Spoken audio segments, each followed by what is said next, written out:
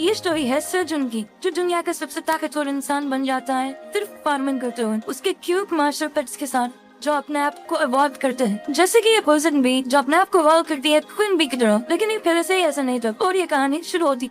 सेजुन कहता है कि आप एलिन के फादर हैं और उससे भी एक बड़ी चीज, आप तो एक स्टोन के स्टैचू हो। ड्रैगन कहता है इस स्टैचू के अंदर एंशिएंट मैजिक है और ये इसलिए बनाया गया था जब एलिन प्रॉब्लम में हो तो ये एक्टिवेट हो जाए, लेकिन किसी कारण हम यहाँ के गेट को ओपन नहीं कर पा रहे हैं और हम एक ऐसे प्रॉब्लम में फंस गए हैं जिससे हम ब्लैक टावर के अंदर आ नहीं पा रहे हैं और पूरे टावर के अथॉरिटी को भी यूज नहीं कर पा रहे हैं। किस्मत से हमारे पास थोड़े राइट्स हैं जिससे हम इस स्टैचू को यूज कर पा रहे हैं। जिसके बाद जब ये स्टैचू अवेकन हुआ तब ये 99 फ्लोर पर है। जिसके बाद से मुझे टावर के बाहर से थोड़ा सिग्नल मिलने लगा जिससे मैं इसके मूवमेंट्स को कंट्रोल कर पा रहा हूँ और मैंने ये भी जान लिया है कि तुमने एलिन की जान बचाई है जिसका ड्रैगन हार्ट वो कंट्रोल नहीं कर पा रही थी। तुम्हारा शुक्रिया। सेजुन कहता है ऐसे कहने की जरूरत नहीं है, मैंने तो वही किया जो करना चाहिए था। ड्रैगन कहता है मुझे पता है कि तुम अब तक गेस कर चुके होगे कि ब्लैक टावर को सही से मैनेज नहीं किया जा रहा है, तो मैं आगे तुम्हारी मदद लेना चाहता हूँ। सेजुन कहता है मेरी मदद? मैं कैसी मदद कर सकता हूँ? ड्रैगन कहता है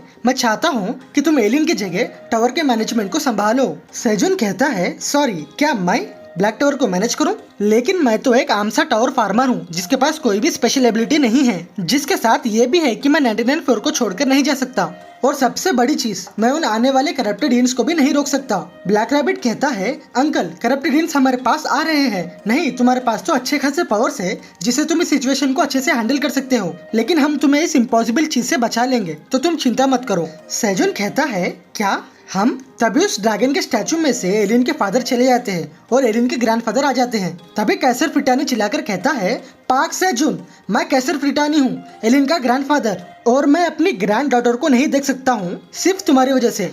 अगर पूरा कंट्रोल मेरे हाथ में होता तो मैं चाहता कि मैं अपने हाथों से तुम्हें कुचल दूं, लेकिन अब क्या कर सकते हैं, तुम तो बहुत ज्यादा इम्पोर्टेंट हो चुके हो। सेजुन कहता है हेलो, आपसे मिलकर अच्छा लगा, मैं पार्क सेजुन हूँ। मुझे सच में पता नहीं है, लेकिन मैं फिर भी आपसे माफी मांग लेता हूँ जिससे आपको बुरा लगा। कैसर फ्रिटानी हंसते हुए कहता है तुम तो बहुत ज्यादा पोलाइट हो, जितना कि मैंने सोचा था, तो हम डिटेल्स के बारे में बाद में बात करेंगे, सबसे पहले हम इनसे छुटकारा पा लेते हैं। तभी कैसर फ्रिटानी एकदम से हवा में उड़ जाता है जिसके हवा के प्रेशर से सेजुन भी पीछे गिर जाता है। कैसर फ्रिटानी कहता है मैं इन सड़े हुए झाड़ों को नहीं देखना चाहता, जिसके बाद वो अपनी ब्लू फ्लेम से पूरे करप्टेड इंस पर हमला कर देता है और हम वहाँ पर बहुत बड़ा एक्सप्लोजन को देखते हैं। तभी हम एलिन को देखते हैं जो इस एक्सप्लोजन की आवाज को सुनकर उठ जाती है और कहती है सेजुन, जिसके बाद वो फिर से सो जाती है। जिसके बाद हम 99 फ्लोर पर देखते हैं कि पूरे करप्टेड इंस खत्म हो जाते हैं। सेजुन कहता है उसने तो पूरे माउंटेन को एक साथ साफ कर दिया है, क्या ये एक असली ड्रैगन की पावर है? तभी कैसर फ्रिटानी कहता है पार्क सेजुन, उस जगह पर जाओ जहाँ पर पूरे करप्टेड इंस मरे हैं, वहाँ पर तुम्हें एक ऐसा आइटम मिलेगा जो तुम्हारे लिए हेल्पफुल होगा। सेजुन कहता है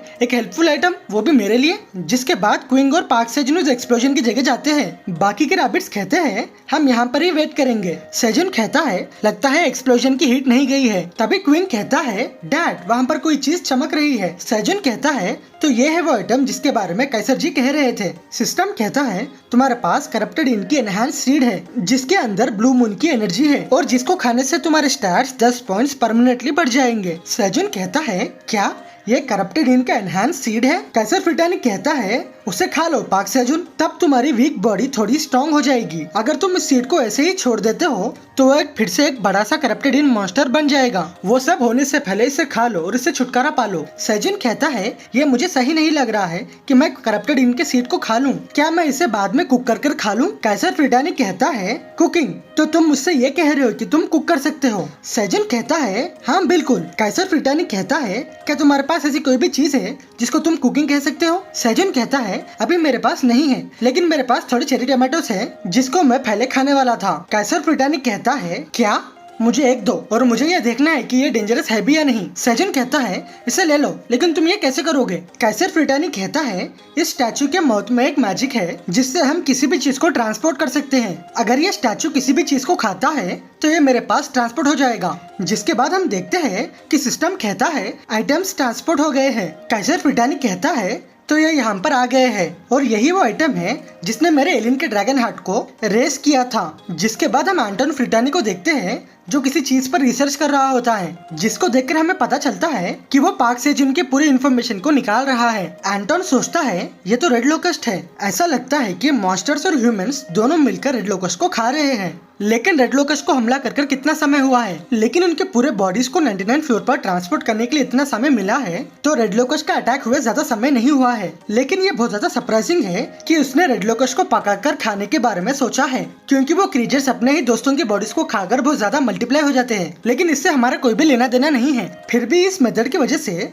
जो मॉन्स्टर्स टावर के अंदर जी रहे हैं, अब उन्हें खाने के बारे में बहुत कम सोचना पड़ेगा, जिसके साथ कई सारे अलग आइटम्स और उसके अलग इफेक्ट्स भी हैं। ये क्रॉप्स का शुक्रिया, क्योंकि इसने एलियन के ड्रैगन हार्ट को इम्प्रूव किया है। टावर फार्मर ये एक ऐसी जॉब है जिसके बारे में मुझे भी ज्यादा पता नहीं है, जबकि मैं पूरे टावर को मैनेज करता था। लेकिन अब टावर फार्मर एलियन के लिए एक होप बन चुका है, जो एलियन को ठीक कर सकता है। मुझे इसे आगे तक देखना होगा। तभी कैसर फ्रिटानी कहता है एंटोन फ्रिटानी कहता है, जी फादर, क्या हुआ है? आपको फैमिली हेड के तौर पर अपनी डिग्निटी को कंट्रोल करना चाहिए। आप ऐसे ही भागकर नहीं आ सकते। कैसर फ्रिटानी कहता है, वो सब छोड़ो, ये देखो। एंटोन फ्रिटानी कहता है, क्या ये वही आइटम क्रॉप है जो टावर फार्मर ने एलियन को दिया था? क्या आपने स्टैचू के साथ इसे ट्रांसपोर्ट किया है, या फिर इस आइटम में कोई प्रॉब्लम है? कैसर फ्रिटानी कहता है, ये बहुत ज्यादा टेस्टी है। जिसके साथ हम 99 फ्लोर पर देखते हैं, सेजुन स्टैचू को देखकर कैसर जी को बुलाने लगता है। कैसर जी, चेरी टमाटोस मिलने के बाद यहाँ पर क्या हो रहा है? ये स्टैचू तो अपने आप से चलना रुक गया है। तो दोस्तों, अभी के लिए हमें वापस जाना चाहिए। तो चलो हम चलते हैं। लेकिन तुम लोग क्या कर रहे हो? हमें जाना चाहिए। ब्लैक रैबिट कहता है, अंकल, क्विंग नहीं आना चाहता है। तभी क्विंग कहता है, डैड, क्या मैं इसे घर लेकर जा सकता हूँ? मुझे भी ब्लैक रैबिट भैया के जैसे एक वेपन चाहिए। सेजुन कहता है, ये तो बहुत ज्यादा स्ट्रॉन्ग दिख रहा है, लेकिन हम इसे घर नहीं ले जा सकते क्योंकि ये बहुत ज्यादा बड़ा है। क्विंग कहता है, क्या हम इसे नहीं ले जा सकते? इस पर तो नाम भी है। तभी क्विंग को कुछ अलग महसूस होने लगता है। सेजुन ब्लैक रैबिट से कहता है, चलो हम पहले घर जाते हैं और वहाँ पर तुम्हारे लिए एक नया वेपन ले लेंगे। जैसे वो क्विंग को देखते हैं, वो शॉक हो जाते हैं, क्योंकि क्विंग ने उस बड़े से करप्टेड इनके एनहांस ब्रांच को उठा लिया होता है। सेजुन कहता है, क्विंग, मैंने तुमसे कहा है ना, हम इसे नहीं ले जा सकते। तभी वो आइटम क्विंग के बॉडी के हिसाब से छोटा हो जाता है। सेजुन कहता है, क्या ये तो छोटा हो गया है? क्विंग कहता है, डैड, ये एक आइटम था जो एक करप्टेड जीन्स का एनहांस्ड ब्रांच है, जिसमें हम माना को ट्रांसफर कर उसके शेप को बड़ा और छोटा कर सकते हैं। सेजुन कहता है, चलो ये अच्छा काम कर गया। क्विंग को भी एक नया वेपन मिल गया है। जिसके अगले दिन हम देखते हैं, क्विंग कहता है, ब्लैक रैबिट भैया, चलो आ जाओ। ब्लैक रैबिट कहता है, क्विंग, तुम भी तैयार हो जाओ। जिसके बाद दोनों अपने वेपन से खेलने लगते हैं। सेजुन कहता है, लगता है कि ये दोनों बहुत ज्यादा एक्साइटेड है। तभी एक वुल्फ सेजुन को बुलाता है और कहता है, हम यहाँ पर रेड लोकस्ट को ला लिए हैं। सेजुन कहता है, इस बार तो यहाँ पर बहुत ज्यादा है, तुमने अच्छा काम किया है, लेकिन तुम्हारे साथ एल्का क्यों नहीं आया है? वुल्फ कहता है, वो आयोना से मिलने के लिए जल्दी से मैजिक टावर के पास चले गया है, क्योंकि आयोना बैटल फील्ड पर नहीं है। सेजुन कहता है, आयोना को क्या हुआ है? क्या 67 फ्लोर पे कोई प्रॉब्लम चल रही है? वुल्फ कहता है, जब हम 67 फ्लोर पर रेड लोकस्ट को कलेक्ट कर रहे थे और वो रेड लोकस्ट ने अपने पैटर्न को चेंज कर लिया था, जिसके बाद उन्होंने हम पर स्ट्रॉन्ग अटैक कर दिया था। सेजुन कहता है, क्या तुम ठीक हो? क्या सब लोग ठीक है? वुल्फ कहता है, हाँ, सब लोग ठीक है। अच्छा है कि लिजर्ड मैन और मर्सनरीज ने हमारी मदद कर दी थी। अब रेड लोकस्ट बड़ी ग्रुप बनकर टफ ब्लेड ग्रीन ओनियन के ऊपर हमला कर रहे हैं, जिससे उनके bodies tough blade green onion के पास एक माउंटेन की तरह भर जा रहे हैं, जिससे टफ ब्लेड ग्रीन ओनियन कोई काम नहीं कर रहा है। और जैसे कि रेड लोकस्ट बहुत ज्यादा है, वो मरने के बाद पूरे टफ ब्लेड ग्रीन ओनियन को कवर कर रहा है। हम ये उम्मीद कर सकते हैं कि वो अभी तक वे पॉइंट तक नहीं आए हैं। फिर भी हम मैजिक टावर में सिचुएशन के बारे में इन्फॉर्म कर रहे हैं, जिसके लिए हम पहले से ही प्रिपेयर हो जाए, और अभी के लिए कोई भी बड़ी इशू नहीं हुई है। सेजुन कहता है, ये सुनकर अच्छा लगा, लेकिन क्या नीचे सब लोग सही है? पता नहीं, मुझे चिंता हो रही है। जिसके बाद हम पैसेज विलेज में देखते हैं, जहाँ पर ग्रेविटी का मैजिक टावर होता है, जहाँ पर एल्का आयोना से मिलने के लिए गया होता है। एल्का कहता है,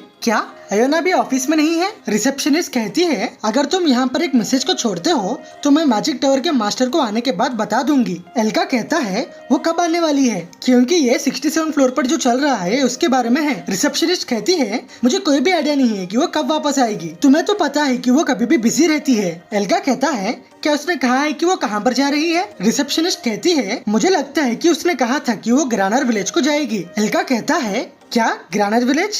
तभी वुल्फ टू कहता है, चीफ, लेकिन वो तो। तभी एल्का कहता है, हाँ, वो बॉस थियो का होम टाउन है। जिसके बाद हम थियो को देखते हैं, जो मस्त हंसते हुए जा रहा होता है।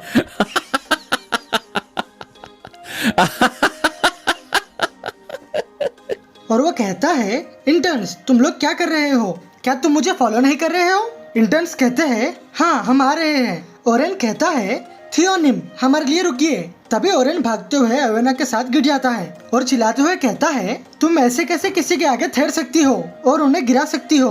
अयोना कहती है तुम भागते हुए मेरे ऊपर गिर गए थे और तुम्हारी हिम्मत कैसी हुई है कि तुम मेरे ऊपर गुस्सा कर रहे हो। ओरेन कहता है क्या इस छोटे से रैट को मरने की विश है। अयोना गुस्से से कहती है क्या छोटा सा रैट। तभी थियो कहता है ओरेन तुम मुझे फॉलो क्यों नहीं कर रहे हो। अयोना क्या तुम अयोना हो। हेलो थियो तुमसे मिलकर अच्छा लगा। ओरेन कहता है बॉस थियो क्या आपको ये हैमस्टर पहले से ही पता है। थियो कहता है हाँ ये हमारी एक स्पेशल रिलेशनशिप है। अयोना कहती है अगर तुम ऐसे ही कहते रहोगे तो सब लोग कुछ अलग समझ जाएंगे। थियो कहता है लेकिन यहाँ पर क्या हुआ है। अयोना कहती है इसने मुझे धक्का देकर गिराया है। तभी ओरेन कहता है मुझे माफ कर दो मैंने ये नहीं देखा था। मैं जल्दी में भाग रहा था जिसके बाद मैं आपसे रूडली बात कर रहा था। मैं आपको सच्चे दिल से माफी मांग रहा हूँ प्लीज मुझे माफ कर दीजिए मैजिकल लीडर। थियो कहता है अयोना मेरा अंडरलिंग एक बुद्धू है प्लीज इस बार इसे जाने दो। अयोना कहती है मैं समझ गई हूँ मैं इस बार थियो के लिए इसे माफ कर देती हूँ। ओरेन कहता है आपका थैंक यू। थियो कहता है अयोना तुम कहाँ पर जा रही हो। अयोना कहती है मुझे किसी से मिलना है जो ग्रानर विलेज में रहता है तो मैं वहाँ पर जा रही हूँ। थियो कहता है ग्रानर विलेज वो तो मेरा होम टाउन है। अयोना कहती है तो तुम उस विलेज से आए हो इसके बारे में मुझे कोई भी आइडिया नहीं था। अगर तुम बिजी नहीं हो क्या तुम मेरे साथ आ सकते हो। थियो कहता है मैं इस बात पर पक्का नहीं हूँ। तभी ओरेन कहता है बॉस थियो क्या हम ग्रानर विलेज में नहीं रुक सकते। मेरे पास एक अर्जेंट न्यूज है जो मुझे मेरे फादर को कहना चाहिए प्लीज मैं आपसे बेग करता हूँ। थियो कहता है नहीं बिल्कुल नहीं हमें जल्दी से 38 फ्लोर पर जाकर आइटम्स को सेल करना होगा। ओरेन कहता है अगर हम विलेज को जाते हैं तो मैं तुम्हें 1000 टावर कॉइन्स दे दूंगा। तुम्हें तो पहले से ही पता है कि मेरी फैमिली बहुत ज्यादा रिच है और तुम अपने होम टाउन को जाकर ऐसा नहीं दिखाना चाहते कि तुम बहुत ज्यादा सक्सेसफुल हो चुके हो। अगर वो अक्कड़ भरी मैरिल भी तुम्हें देखेगी तो वो अपने बॉडी के हर बोन को देखकर रिग्रेट करेगी। थियो कहता है तो चलो ठीक है अयोना मैं तुम्हारे साथ चलूंगा। जिसको सुनकर तो ओरेन नाचने लगता है। अयोना कहती है ये मारिल कौन है। थियो कहता है वो कोई भी नहीं है तुम इसके बारे में चिंता मत करो। और वो सोचता है अब मुझे उसे दिखाना होगा कि मैं कितना ज्यादा सक्सेसफुल हो चुका हूँ जिसको सोचकर ही मुझे बहुत ज्यादा खुशी हो रही है। ओरेन थियो पे हंसते हुए सोचता है थियो तुम्हारा एक केयरफ्री एटीट्यूड आज खत्म हो जाएगा। एक बार हम ग्रानर विलेज पर चले जाए तुम फिर रेंगते हुए मेरे पैरों के पास आ जाओगे। अयोना सोचती है मैरिल लगता है इससे परेशानी आने वाली है। थियो कहता है क्या तुम ग्रानर विलेज को पहली बार जा रही हो। अयोना कहती है हाँ। थियो कहता है ग्रानर विलेज एक ब्यूटीफुल और पीसफुल जगह है तुम उसे पक्का पसंद करोगी। जिसके बाद हम ग्रानर विलेज में आ जाते हैं। सभी ये देखकर चौंक जाते हैं क्योंकि पूरी बिल्लियों की हालत खराब हो चुकी थी। उन सबको देखकर ऐसा लग रहा था कि सब लोग कई दिन से भूखे हैं। थियो कहता है इस विलेज के साथ क्या गलत हुआ है। सबको देखकर ऐसा लगता है कि सब लोग कई दिनों से भूखे हैं। थियो इंटर्न से कहता है जेफ यहाँ पर क्या हुआ है। जेफ कहता है मुझे पता नहीं है जब हम यहाँ से गए थे यहाँ पर कुछ भी ऐसा नहीं हुआ था। तभी वहाँ पर जेफ की मॉम आती है और कहती है जेफ क्या ये तुम हो। जेफ कहता है मॉम आप इतने ज्यादा थिन कैसे हो गए हैं और मेरे बाकी के ब्रदर्स कहाँ पर है। जेफ की मॉम कहती है तुम इतने दिन से कहाँ पर थे और तुम अभी क्यों वापस आए हो। क्या तुम्हें पता है कि हम तुम्हारे लिए कितना ज्यादा ढूंढ रहे थे। जेफ कहता है यहाँ पर आखिरकार हुआ क्या है। जेफ की मॉम कहती है मॉन्स्टर्स जो फ्रॉग के जैसे दिखते हैं वो लेक जिनका में आ गए थे जिसने पूरे फिशिंग और कटिंग को डिस्टर्ब कर दिया था जो इस पूरे विलेज का फूड सप्लाई था। और पूरे विलेज के यूथ उनसे लड़ने के लिए एक साथ ग्रुप बनाकर गए थे लेकिन वापस कई कम लोग जान बचाकर वापस आए हैं जिसके साथ विलेज के बाहर खाने का प्राइस भी बहुत ज्यादा बढ़ गया है। अब कुछ भी खरीदना नामुमकिन है इसलिए पूरे कैट्स कई दिन से भूखे हैं। थियो कहता है क्या तुम उन फ्रॉग मॉन्स्टर्स के बारे में बात कर रही हो। उस लेक के पास सिर्फ 1 या 2 फ्रॉग्स ही होना चाहिए तो हम उनसे आराम से लड़ सकते हैं। जेफ की मॉम कहती है वहाँ पर 1-2 नहीं है अब वो पूरा लेक 1000 फ्रॉग से भर गया है। थियो कहता है क्या 1000। जेफ की मॉम कहती है कुछ हफ्ते पहले यहाँ पर मशीनरी एसोसिएशन से लोग आए थे लेकिन उसके बाद किसी कारण पूरे फ्रॉग्स मल्टीप्लाई हो गए थे। अयोना कहती है अब वो मशीनरीज कहाँ पर है। जेफ की मॉम कहती है अब वो रायल के पास है ओरेन के फादर के रेसिडेंस में। थियो कहता है जेफ की मॉम पहले ये खा लो और वो अपने बैग से कई सारे पिराना फिश को निकाल देता है। जिसके बाद ग्रानर विलेज के पूरे कैट्स थियो के पास आने लगते हैं। थियो कहता है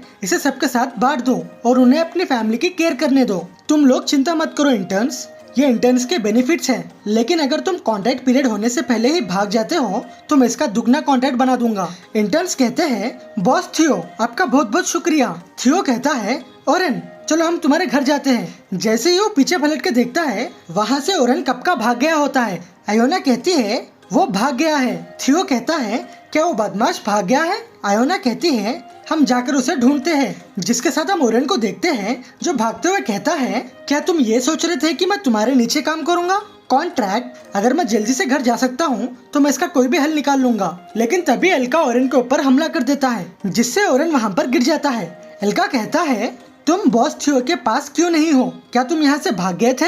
ओरेन कहता है नहीं सर, मुझे कुछ याद आया था तो मैं घर जा रहा था। एल्का कहता है बॉस थियो कहाँ पर है? मुझे जवाब दो। अगर तुम मुझे जवाब नहीं देते हो तो मैं तुम्हें बाइट कर दूंगा। तभी वहाँ पर एक ब्लैक वुल्फ एल्का पर हमला करते हुए कहता है सॉरी, तुम्हें वो करने मुश्किल होगी। लेकिन तभी एल्का आगे जंप कर देता है और कहता है तुम तो एक ब्लैक वुल्फ हो। और वो ब्लैक वुल्फ एल्का को देखकर हंस रहा होता है।